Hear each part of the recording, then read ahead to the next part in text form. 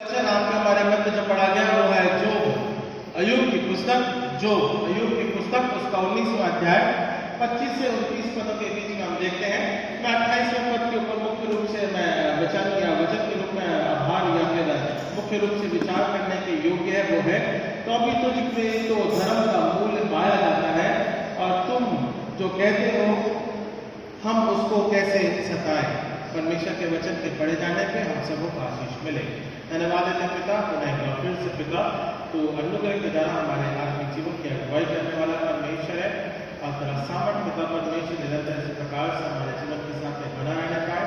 और अय्यूब के जीवन से पिता परमेश्वर समय परिस्थितियों को पिता हम ज्ञात करके पिता समझने पाए कि प्रभु यीशु मसीह कितना सामर्थ्य और परमेश्वर कितना जीवनदायक परमेश्वर है। सो पिता परमेश्वर होने दे अनुग्रह के द्वारा वचन के तहत समझने बढ़ने और पिता आत्मिक शिक्षा के रूप में पिता हमसे ग्रहण करने पाए, इस बारे में प्रार्थना करते हैं। उद्धार करता प्यारे बेटे प्रभु यीशु मसीह के नाम से मांगते हैं, सुना कबूल कीजिए इस प्रार्थना की। आमीन। अय्यूब के जीवन के बारे में आप सभी लोग जानते हैं और उसी के तहत जीवन का दर्शन या फिर कार्य योजनाएं अय्यूब के जीवन में किस प्रकार से घटी, यहाँ पे हम इस बात को थोड़ा सा स्मरण के रूप में वचन के रूप में देखते हैं या पाते हैं। बीते 2 सप्ताह हो गए हैं और आज पिछला रविवार है और प्रभु यीशु मसीह के जी उठने के बाद का ये दूसरा रविवार है जहाँ पे हम इन बातों को पुनः एक बार फिर से मनन के रूप में देखते हैं, है ना। और अय्यूब की परिस्थितियां इस प्रकार से कराई जाती है, जहां दुख को सहता है प्रभु यीशु मसीह भी उसी प्रकार से दुखों को सहता है और परीक्षाएं आती हैं। प्रभु यीशु मसीह के जीवन में बहुत सी ऐसी परीक्षाएं आती हैं, पर उन सबों के विपरीत होकर या पार होकर या सामर्थ्य परमेश्वर से बढ़ करके जिस प्रकार प्रभु यीशु मसीह तीसरे दिन मुर्दों में से जी उठा, तमाम तरह की परीक्षाओं को पता परमेश्वर ने उसे समाप्त करके उसे सफल बनाया। अय्यूब के जीवन को भी परमेश्वर ने उसी प्रकार से सफल बनाया, है ना। ये एक प्रकार का उदाहरण है। यहाँ प्रतिरूप जिस प्रकार से देख सकते हैं कि बहुत ऐसी परीक्षाएं आएगी जीवन में, दुख पीड़ा दर्द रहेगा और परमेश्वर उन तमाम समयों में भी परिस्थितियों को बदल करके हमारे लिए आनंद को ठहराने वाला परमेश्वर है। सब इस बारे में वचन के ऊपर मनन करते हैं। अय्यूब की पुस्तक के बारे में आज हम थोड़ी सी बातों के तहत मनन करने पाएंगे। अय्यूब के तहत जो लोग जुड़े हुए थे आप सभी को मालूम है, परमेश्वर से वो कहता है देख तेरा बड़ा अच्छा दास है, मैं उसकी परीक्षा लेता हूँ, बस परमेश्वर ने बोला इसके प्राण को छोड़ करके बाकी सब तेरे को मैं अधिकार देता हूँ, तो उसकी परीक्षा ले कर ले, जो करना है जो चाहे वो कर सकता है। प्रभु यीशु मसीह के लिए भी शैतान बोल दिया गया, बोला तो कर ले परीक्षा जितनी करनी है। मत्ती 7 के अध्याय के अनुसार की वो तमाम बातें जो मसीह से जुड़ी हुई तमाम बातें रहती हैं, तमाम उन अध्यायों के रूप में अगर आप देखोगे मत्ती की पुस्तक के अनुसार, तो ऐसी बहुत सी ऐसी बातें हैं जो जितना भी संघर्ष करना है तो कर ले, बाद में देखा जाएगा कि क्या होता है। और प्रभु यीशु मसीह वाकई में सत्य के रूप में विजयी होता है और हमारा आपके लिए उद्धार के मार्ग को ठहराता है। अय्यूब की पुस्तक कहीं ना कहीं प्रभु यीशु मसीह के व्यक्तित्व की झलक है, प्रभु यीशु मसीह के व्यक्तित्व की आगे की भविष्य की योजनाओं के बारे में है और हमारा आपके लिए वर्तमान समय के लिए अय्यूब की पुस्तक संघर्ष जैसे हमारा जीवन किस प्रकार से आगे बढ़ता है या हम संघर्ष के ऊपर कैसे विजय को प्राप्त करते हैं, अय्यूब की पुस्तक आज के वर्तमान समय के लिए हमारा और आपके लिए उदाहरण ठहरती है। इस बात को हम यहाँ पे देखते हैं। अय्यूब इसी प्रकार से परमेश्वर के नाम की महिमा को वो करता है और चाहे वो बच्चे हो, चाहे वो पत्नी हो, चाहे वो उसके दोस्त हो, किसी भी प्रकार से वो बोलते रहते हैं कि तू अपने परमेश्वर को क्यों नहीं खोजता, ये नहीं करता, वो नहीं करता, तो बहुत सी ऐसी बातें रहती है। आपको सबों को मालूम है अय्यूब के बारे में, वो बोलता नहीं मैं मेरे परमेश्वर की परीक्षा या मैं उसको बड़बड़ाता या बोलता नहीं, बल्कि मैं उसके विश्वास में अपने जीवन को रखता हूँ और मैं अपने विश्वास के तहत निरंतर उसी प्रकार से बढ़ता रहूंगा। इस बात को हम यहाँ पे परमेश्वर के वचन के रूप में इस बात को देखते हैं और प्रभु यीशु मसीह भी इसी बात को वहां पे रखता है। मत्ती उसके 4 अध्याय और 96वें पद में कहता है, जब शैतान उसकी परीक्षा करता है, क्या कि तू अपने आप को यहाँ इस ऊपर से गिरा दे और जो परमेश्वर का पुत्र है वो परमेश्वर क्या करेगा, अपने स्वर्ग को भेजेगा और तुझे बचा लेगा, है ना। परमेश्वर का वचन वहां पे क्या बोलता है, प्रभु यीशु मसीह क्या बोलता है, मत्ती उसके 4 अध्याय में बोलता है कि तू अपने परमेश्वर की परीक्षा नहीं कर।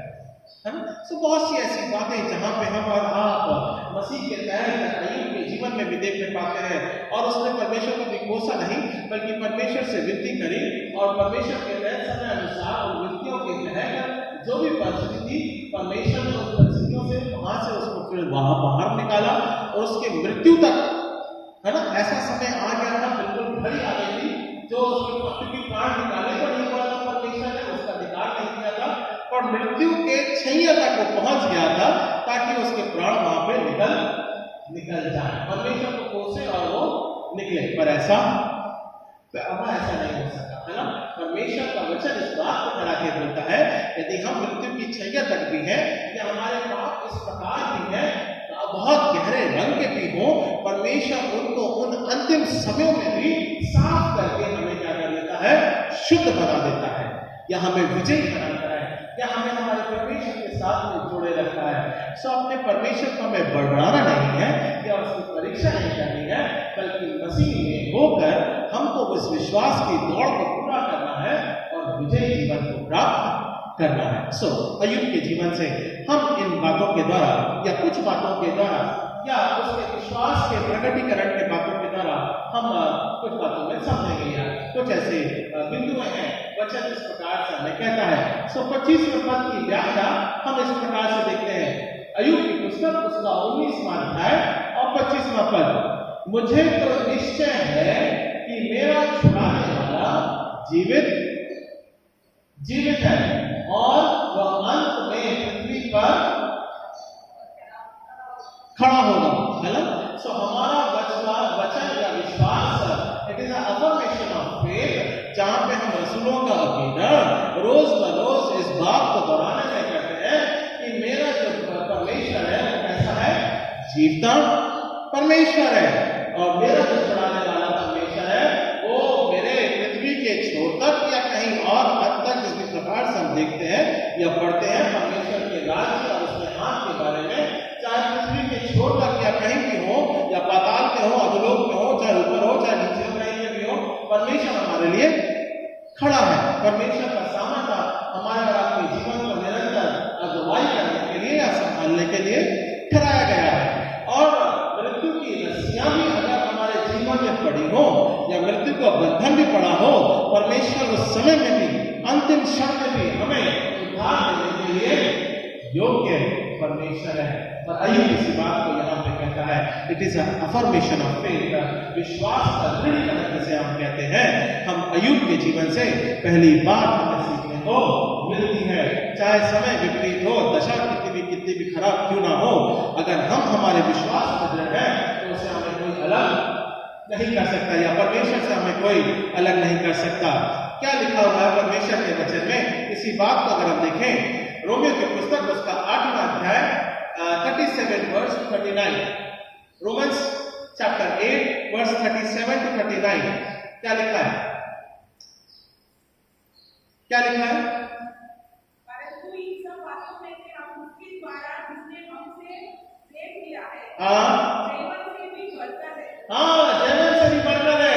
चाहे परमेश्वर का वचन कितना भी सामर्थ्य निरंतर को हमको और आपको जैवित करता है, कितना भी हम अगर विश्वास से पढ़ते हैं तो हमको और आपको विजयी बनाने के लिए वो ठहराता है। इस वचन से कभी भी आप गलत बातों को नहीं सीखोगे, इस वचन से हर समय आप जैविक बातों को हम प्राप्त करने पाते हैं, और इस बात का वचन हमको प्रेरित करता है कि परमेश्वर हमारा जीता है और हमें विजयी बनाता है। आगे क्या लिखा है? जैविक से भी बढ़कर है, क्योंकि मैं निश्चय जानता हूँ, मैं जानता हूँ कि ना मृत्यु ना जीवन, दूसरी बात, ना तीसरी बात स्वर्गदूत, ना प्रधानता, चौथी बात ना वर्तमान, ना भविष्य, ना सामर्थ, ना ऊंचाई, ना गहराई,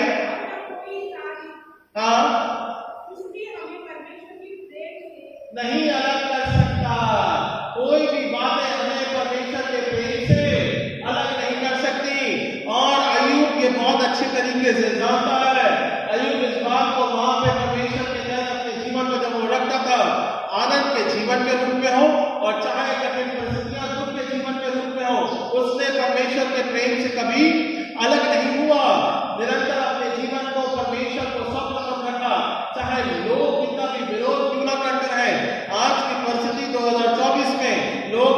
विरोध करते रहे। हमारा और आपका जीवन वचन इस बात को कहता है कि अपने विश्वास में दृढ़ और अटल होना बहुत जरूरी है। अय्यूब जैसी परिस्थिति आज के समय में भी है, मसीह जीवन में भी है, इन घटनाओं में भी है, और हमको और आपको विश्वास में दृढ़ होना बहुत जरूरी है, क्योंकि ना मृत्यु है, ना मृत्यु की ऊंचाई या गहराई, तमाम बातें जिस प्रकार से लिखी है, 8 बातें लिखी है यहाँ पे, क्या प्रधानता है, क्या स्वर्गलोक, कोई भी मसीह के प्रेम से हमें अलग, कोई भी परमेश्वर के प्रेम से हमें अलग नहीं कर सकता है। अय्यूब की पुस्तक उसका 19वां अध्याय अगर हम 23वें पद में देखें, सॉरी 19वां पद और उसके 23वें पद में हम देखें, भला होता कि मेरी बातें लिखी जाती, भला होता कि पुस्तक में लिखी जाती, लोग कांजी के सिक्के से सदा के लिए चट्टान पर खोदी जाती। और यही विश्वास है जो बात उसने हमारा और आपके लिए चलाई, वो ये चाहता है कि ये बातों को लोग जाने, ये बातें जब भी पत्थर के रूप में अटल हो जाए, आपके हृदय में छप जाए कि परमेश्वर को विश्वास करना कभी छोड़ना नहीं है। ये आपके हृदय में आप बनाए कि हम हमारे हृदय में इस प्रकार से अपने जीवन को रखें जो कि निरंतर परमेश्वर के तहत अपने विश्वास में हम हमारी दौड़ को पूरा करते हुए से निरंतर विश्वास में बढ़ते जाएं। सो अय्यूब ऐसी प्रार्थना कर रहा है, मेरी जो परिस्थिति है, आप मेरी परिस्थिति को देख रहे हो, आप मेरी परिस्थिति को पढ़ रहे हो, आप मेरी परिस्थिति से जान रहे हो, पर ये बातें परमेश्वर के वचन के रूप में, विश्वास के रूप में दृढ़ और अटल रहे, और अपने विश्वास में आप कभी भी डगमगाओ नहीं। अय्यूब इस प्रकार से वो प्रार्थना कर रहा है, मेरी परिस्थिति जैसा हो, कोई सुख सीधे सहा नहीं होगा। अय्यूब ऐसी परेशानी किसी ने नहीं सही होगी, और वो इसी बात को कहता है, परमेश्वर के विश्वास रखो, परमेश्वर आपको और हमको या हमारे जीवन को या अय्यूब के तहत वो निरंतर आनंद प्रदान करने के योग्य परमेश्वर है। सो बहुत सी ऐसी परिस्थितियां आज के वर्तमान समय के अनुसार हमें हमारे विश्वास में दृढ़ होना बहुत जरूरी है। सो अय्यूब की परीक्षा पहली बात विश्वास के दृढ़ीकरण के लिए हमको और आपको सिखाती है। दूसरी बात, अय्यूब की परीक्षा जो है वो परमेश्वर के दर्शन के बारे में चलाती है कि मैं परमेश्वर को देखने पाता हूँ। 26वें पद में अय्यूब की पुस्तक उसका 19वां अध्याय और 26वां पद क्या लिखा है, और अपनी खाल के इस प्रकार नष्ट हो जाने के बाद भी मैं शरीर में होकर परमेश्वर का दर्शन, क्या लिखा है, फिर से पढ़ दीजिए, और अपनी खाल के इस प्रकार नष्ट हो जाने के बाद भी मैं शरीर में होकर परमेश्वर का दर्शन पाऊंगा। अंतिम समय इस प्रकार से हम कहते हैं, मृत्यु की अंतिम छाया में, क्योंकि प्राण निकालने का अधिकार नहीं था, इसलिए वो मृत्यु की अंतिम छाया में पड़ा हुआ था, मांस हड्डी सब चिपक गई। इस प्रकार का दर्द और पीड़ा तमाम बातें अय्यूब के जीवन में थे। संघर्ष भरा जीवन अय्यूब का, पर तब भी वो अपने परमेश्वर को मैं करूंगा, क्या करूंगा, मैं उसे देखने पाऊंगा। I want to see the Lord. इसका मतलब परमेश्वर की आशीष और अनुग्रह हमारा और आपके लिए, दोनों वर्तमान समय के लिए और भविष्य समय में हम परमेश्वर को देखने पाएंगे। ये दो बातों को प्रकट करता है। इस समय में भी आप परमेश्वर को महसूस या देख सकते हैं, या परिस्थिति के अनुसार उसके जीवन को आप ग्रहण कर सकते हैं, और आने वाले समय के रूप में भी जहां हम स्वर्गीय राज्य में रहेंगे, हम हमारे परमेश्वर को देखने पाएंगे। तो परमेश्वर अय्यूब के माध्यम के द्वारा इस बात का प्रकटीकरण करता है कि मैं तुम्हारा जीता परमेश्वर हूं, तुम मुझे देखने पाओगे। ये आशा अय्यूब हमको और आपको अय्यूब की पुस्तक में देखने को मिलती है कि हम और आप एक साथ मिलकर हम हमारे परमेश्वर को देखेंगे। वो अदृश्य परमेश्वर नहीं रहेगा, वो अब हमारे लिए देखने के योग्य परमेश्वर होगा।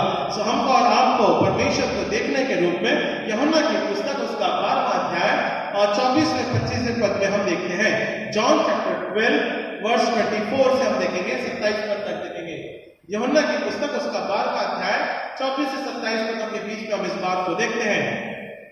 पढ़िए मेरे लिए यूहन्ना की पुस्तक उसका 12 अध्याय 24वां पद। हाँ, मैं तुमसे सच-सच कहता हूँ कि जब तक गेहूं का दाना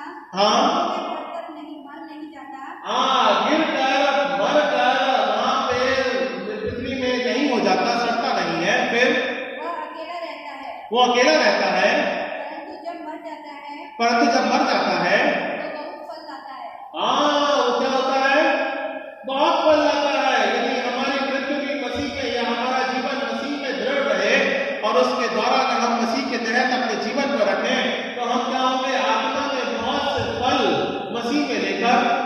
आएंगे और उसे अय्यूब हमारे और आपके लिए उसी बात को कराता है। हाँ, फिर आगे क्या लिखा है?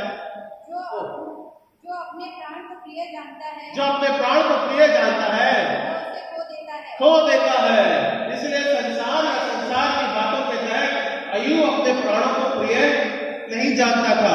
वो मसीह में या फिर हम कह सकते हैं परमेश्वर में अपने प्राणों की वो रखवाली करता है और कहता है देख, चाहे मेरा मृत्यु हो जाए कोई बात नहीं, मैं एक बात है कि मैं परमेश्वर को देखूंगा जरूर।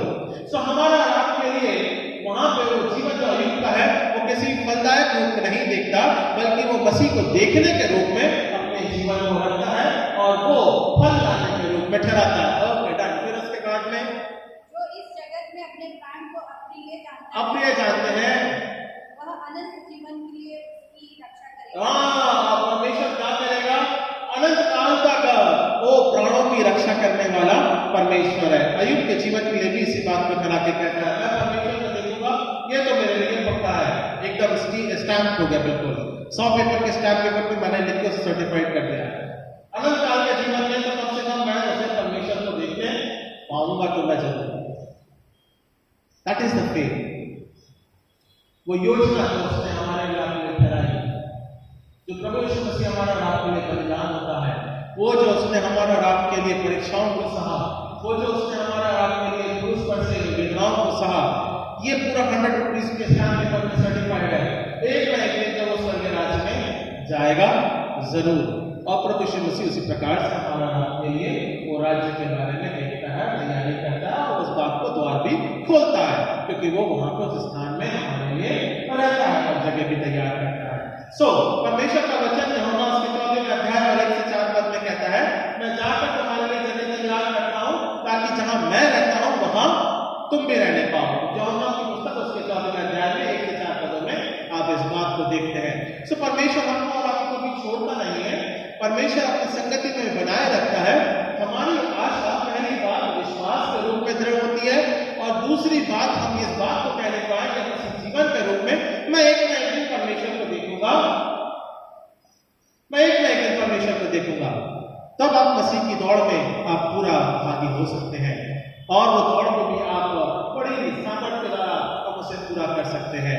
तीसरी बात अय्यूब की परीक्षा इस बात को ठहराती है कि प्रभु यीशु मसीह का परमेश्वर हमारे बीच में है। जो चैप्टर 19 वर्स 27 to 28 क्या लिखा है? उसका दर्शन मैं आप अपनी आंखों से अपने लिए करूंगा और कोई दूसरा, it is between you and the Lord. मैंने इस बात के व्यक्तित्व में लिखा हुआ है या बताया हुआ था, वहां आप एक दूसरे को पहचान नहीं पाओगे। It is between you and the Lord. कोई रिश्ता नाता नहीं रहेगा, कोई ना माता रहेगी, ना बच्चे रहेंगे, ना कोई कुछ रहेगा, कोई तकलीफ नहीं रहेगी, कोई किसी प्रकार में नहीं रहेगा, कोई आप पहचानोगे नहीं। It is you and the Lord. केवल आप और आपका परमेश्वर और उसकी संगति रहेगी। वहां पर इस प्रकार से नहीं रहेगा अरे भैया वचन में मेरे को पानी भरने जाना है, बेटा तू घर पे रह, मैं पानी भरता हूं, तब तक तू आना फिर बाद में चल। नहीं, it is you and the Lord. It is one on one. आप परमेश्वर, आप हम और आप किसी को नहीं पहचाने। वहां पे ये भी नहीं बोल सकते परमेश्वर मेरा बच्चा रो रहा है, मैं चुप करा के आती हूं तेरे पास, या खाना खिला के आती हूं या पानी पिला के आती हूं। No, it is you and the Lord. कोई संबंध नहीं, केवल आपका और आपका परमेश्वर, बस यही संबंध है। और अय्यूब की परिस्थिति हम इस बात को देखते हैं, सारे संबंध खत्म हो गए, मृत्यु की छाया तक उसके सारे संबंध समाप्त हो गए, चाहे वो दोस्त हो, चाहे वो पत्नी हो, चाहे बच्चे हो, जा मत, सुनते ही नहीं हमारी बात, छोड़ के चले, सारे संबंध उसको तिरस्कार करते हैं या त्याग दिया। अंत में वो क्या बोलता है? अय्यूब की पुस्तक ही बोल रही है, क्या बोलता है? मैं क्या लिखा है? उसका दर्शन है, सितारे के पद में बहुत मुख्य बात है, उसका दर्शन मैं आप अपनी आंखों से अपने लिए करूंगा। किसके लिए करूंगा? किसी और के लिए नहीं करूंगा। It is you and the Lord. मैं आप अपने लिए करूंगा उस दर्शन को और कोई दूसरा। बाद में भी परमेश्वर ने उसे बच्चे और पत्नियां दी हैं और उसकी घाटे को फल दिया, बराबर है। तो परमेश्वर का वचन क्या बोलता है? It is you and the Lord. केवल मैं मेरा परमेश्वर मैं उसे दर्शन के रूप में देखूंगा और करूंगा, ऐसा नहीं करूंगा, कोई दूसरा नहीं है। यद्यपि मेरा हृदय अंदर ही अंदर चूर-चूर भी हो जाए तो भी मुझमें तो धर्म का मूल्य पाया जाता है। और तुम जो कहते हो कि हम इसको कैसे सताएं, परमेश्वर की धार्मिकता और उसके मूल्य में अपने जीवन को बनाए रखना, यही सबसे बड़ी बात है। सताव होगा, सताव उस समय भी था, सताव प्रभु यीशु मसीह के समय भी था, सताव 2024 में भी है। धर्म का मूल्य क्या है? हम उसको एक साथ मिलकर जीने देखते पाए। It is you and the Lord. मैं मेरे परमेश्वर के दर्शन को देखने पाऊं, ये अय्यूब की पुस्तक हमारे लिए ठहराती है। और इस बात को समझने के लिए भजन संहिता उसके 16वें अध्याय, it is you and the Lord, Psalm 16 verse 7 to 11। Psalm 16 verse 7 to 11 दाऊद वचन बोलता है। Psalm 16 वर्सेस 7 to 11 आप पढ़ लेना। मैं यहोवा को धन्य कहता हूं, हाँ हाँ, सम्मुख रखा है, हाँ हाँ, और मेरी आत्मा क्या होगी? मग्न होती है। पढ़ दी आगे पढ़ दीजिए। मग्न होती है। थैंक यू डॉक्टर साहब। परमेश्वर के तहत हम और आप, जब दाऊद राजा इस बात को रखता है, परिस्थितियां उसके लिए भी विपरीत थी, पर वो रखता है इस बात को, कहता है कि मैं जब परमेश्वर के साथ अपनी संगति को बनाए रखता हूं तब मेरी आत्मा क्या होती है? उसमें मग्न होती है ना? क्या उसके साथ संगति के माध्यम के द्वारा मेरी आत्मा या हमारा जीवन शोकित नहीं होता है, रोना और दांतों का पीसता नहीं रहेगा, बल्कि वहां पे आनंद और जयकार हम देखने पाएंगे। तो दूसरी बातें हैं वो नरक के द्वारा वो ठहराई जाती है, वो बहुत सी बातें फिर अलग है। तो परमेश्वर के साथ जब हम संगति करते हैं, परमेश्वर के साथ जब हम एक साथ मिलकर उसके जीवन के रूप में बढ़ते हैं, तब हमारा आनंद, हमारा हृदय परमेश्वर के द्वारा आनंद में तब्दील हो जाएगा। जैसा दाऊद राजा या अय्यूब की पुस्तक हमको और आपको कराती है। सो ये होगी तीसरी बात कि हम उसके द्वारा या उसकी उपस्थिति में अपने जीवन को रखते हैं। And it is you and the Lord, मैं और मेरा परमेश्वर, हम इस बात को देखते हैं। ये तीसरी बात। चौथी और अंतिम बात, प्रभु यीशु मसीह या फिर परमेश्वर का वचन इस बात को कहता है। 29वें पद में क्या लिखा है? अय्यूब की पुस्तक उसका 19वां अध्याय 29वें पद में, तो तुम तलवार से डरो, क्योंकि क्रोध का परिणाम तलवार का दंड है, जिससे तुम जान लो कि न्याय बराबर है। सो अय्यूब की पुस्तक दो प्रकार के न्याय के बारे में बात करती है। एक वो उसके तहत हो रहा है, वो न्याय है, बराबर है, क्योंकि वो परमेश्वर के द्वारा ठहराया गया था। तो it is a type of kind of, हम कह सकते हैं, परीक्षा का समय या कठिन परिस्थितियां जो कि शैतान ने उसके लिए खड़ी करी। परमेश्वर के रूप में नहीं था वो, पर वो कैसा था? शैतान उसे मारता है और वो परीक्षाओं में उसको डालता है, और परीक्षाओं के तहत परमेश्वर उसको चाहता है कि वो उसको वहां पर दुख भोगने को, उसके जीवन को रखे। तो इस प्रकार से हम देखते हैं, ठीक है ना? एक वो जो न्याय जहां परमेश्वर उस समय वर्तमान के रूप में वहां पे रखता है उसके लिए, अय्यूब के लिए, और एक वो न्याय जो परमेश्वर भविष्य में करने वाला है। मेरी बातें समझ में आ रही हैं? दो प्रकार के न्याय, एक वो न्याय जो वर्तमान में घट रहा है, जब हमारे साथ है, अय्यूब की परिस्थिति के दौरान है, और एक वो न्याय जो भविष्य में होने वाला है। हमको और आपको दोनों न्याय के लिए अपने जीवन को तैयार करना बहुत जरूरी है। दोनों न्याय के लिए अपने जीवन को तैयार करना बहुत जरूरी है। परमेश्वर की तलवार, तुम जो मुझे कोसते हो या बड़बड़ाते हो या किसी प्रकार से विरोध करते हो, परमेश्वर के न्याय को तुम देखोगे, that is the different part. या आज वर्तमान में घट रहा है उसको हम परमेश्वर के न्याय के रूप में छोड़ते हैं, पर उसके बाद का जो न्याय है, जो भविष्य का जो न्याय है, जो प्रभु यीशु मसीह के जीवन के बारे में बताता है, उससे हमें डरना बहुत जरूरी है। वो न्याय से डरना बहुत जरूरी है, या वो न्याय के तहत अपने जीवन को सही मार्ग पर लगाना बहुत जरूरी है। तो ये दोनों बातों के तहत हम वचन में से देखते हैं भजन संहिता 116 Psalms 116, bhajan Samhita 116 1 to 5, Psalms 116 verses 1 to 5। मैं प्रेम रखता हूँ, हाँ मेरे गिड़गिड़ाने को सुना है, हाँ कान लगाया है, हाँ इसलिए मैं जीवन भर उसे पुकारा करूंगा।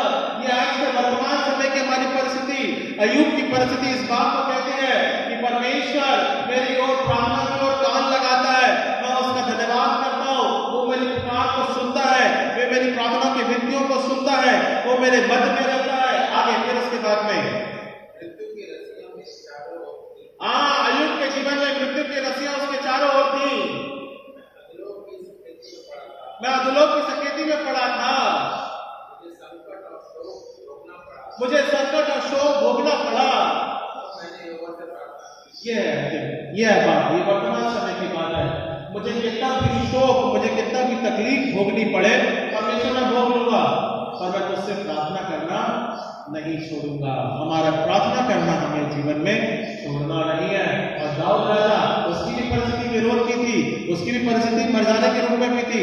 परमेश्वर उसको जीवन की भाग के रूप में साउल उसके लिए तैयार बैठा था, और परमेश्वर उसका प्रार्थना और सुनने वाला परमेश्वर है। ऐसी परिस्थितियों के द्वारा परमेश्वर हमारे जीवन से अगुवाई करता है। ओके, हाँ क्या लिखा है फिर उसके बाद में? बचा ले, धर्मी है, और हमारा परमेश्वर कैसा है? दया करने वाला परमेश्वर है। अय्यूब के जीवन से हम इस बात को देखते हैं, परमेश्वर इतना दया करुणा में परमेश्वर है, इतना सामर्थ्य परमेश्वर है। न केवल उसके जीवन को उसने बदला, परिस्थिति को बदला, बल्कि उसके ऊपर अपनी दया को सदा बना के रखा। और इसी के लिए हमारा मसीह में अपने जीवन को उसकी दया के द्वारा, जब हम जीते हैं जीवन को उसकी दया के द्वारा जीते हैं, तो अपने विश्वास में अपने जीवन को बनाए रखें। परिस्थितियां कितनी भी विपरीत क्यों ना हो, अपने विश्वास में डगमगाए नहीं, बल्कि परमेश्वर अपने जीवन को खोजें और प्रेरित के काम उसके अनुग्रह के द्वारा जो आने वाले समय के लिए है। प्रेरित के काम उसके पहले अध्याय और उसके 17वें पद में अगर हम देखते हैं क्या लिखा है, जिस प्रभु यीशु मसीह को तुम आते ऊपर उठते हुए देखते हो या जाते हुए देखते हो, उसी प्रकार से तुम उसे आते हुए भी देखोगे। प्रेरित काम उसका पहला अध्याय 17वां पद है ना, तुम उसे क्या करोगे? वापस फिर से उसे आते हुए देखोगे, तब न्याय परमेश्वर होगा। सो आज के समय का न्याय इस बात को कराता है, अपने जीवन के मार्गों को हमें सही रखना है, परमेश्वर में दृढ़ करना है, विश्वास की दौड़ को पूरा करना है, ताकि हमारा जो न्याय जीवन है, जो प्रभु यीशु मसीह दोबारा आएगा न्याय के रूप में, हम उसी न्याय में अपने जीवन को रखने पाए या सुरक्षा में रखने पाए या उसके साथ हम संगति करें। आइए हम प्रार्थना करें। परमेश्वर आपके नाम को धन्यवाद देते हैं पिता इस समय के लिए। तो हमारा पिता परमेश्वर न्यायी परमेश्वर है। इस समय के दौरान पिता परमेश्वर अय्यूब के जीवन से हमें जो सीखने को मिलता है पिता, तो पिता परमेश्वर हम विश्वास तुझे देखने पाए तो हमारे बीच में है, और पिता परमेश्वर तेरा न्याय, ये चार बातें पिता हमारे जीवन के रूप में ठहरने पाती है। पिता परमेश्वर होने दे बड़े अनुग्रह के द्वारा अय्यूब के जीवन का अपने परिस्थितियों को विपरीत बदला। पिता परमेश्वर परिस्थितियों के द्वारा पिता आपने संभाला, और विशेष रूप से पिता इन कठिन परिस्थितियों में पिता उसका विश्वास कभी डगमगाया है, बल्कि पिता वो अपने जीवन के रूप में पिता कहता है कि प्रभु मेरा उद्धार करता है।